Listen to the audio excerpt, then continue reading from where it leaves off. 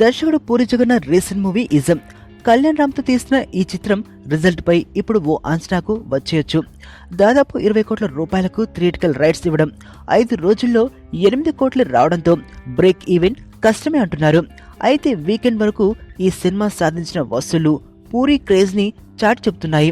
ఈ దర్శకుడు ఇప్పటికే ఎన్టీఆర్ తో పాటు మహేష్ బాబుకు జనగణమన స్టోరీ చెప్పిన సంగతి తెలిసిందే. ఇప్పుడు బాలయ్యతో పూరి ఓ సినిమా తీస్తున్నాడని, అది దేశభక్తి కాన్సెప్ట్ తో ఉంటుందనే టాక్ వినిపిస్తోంది. రీసెంట్ గా అమితాబ్ ను కలిసేందుకు సర్కార్ సెట్స్ కు వెళ్లిన బాలయ్య రామ్ గోపాల్ వర్మను కూడా కలిశారట.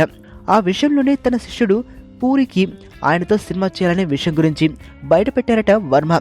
ఈ ప్రపోజల్ కు సానుకూలంగా స్పందించిన బాలయ్య తప్పనిసరిగా కలుస్తానని చెప్పి కబురు పంపారట కూడా. ఇప్పుడు బాలయ్యకు వినిపించేందుకు దేశభక్తి చిత్రాన్ని రెడీ చేస్తున్నాడని తెలియడంతో మహేష్ కు వినిపించిన జనగణమన స్టోరీనే బాలయ్యకు వీలుగా మార్చేసి పూరి తీస్తాడని టాక్ బయలుదేరింది. తను రాసిన ఓ స్టోరీని ఓ హీరో చేయకపోతే ఇంకో హీరోతో మొదలు పెట్టేయడం పూరికి కొత్తేం కాదు. అప్పట్లో ఇడియట్ కథ పవన్ కే మొదట వినిపించానని, పవర్ స్టార్ చేయనంటే రవితేజ్ తో చేశానని ఓపెన్ గానే చెప్పిన సంగతి తెలుసు కదా.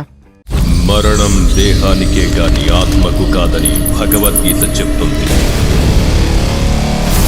మనిషి బరువెంతున్న మరణానంతరం 21 గ్రాములు తగ్గుతుందని సైన్స్ చెబుతుంది. అంటే ఆ 21 గ్రామ్స్ బరువు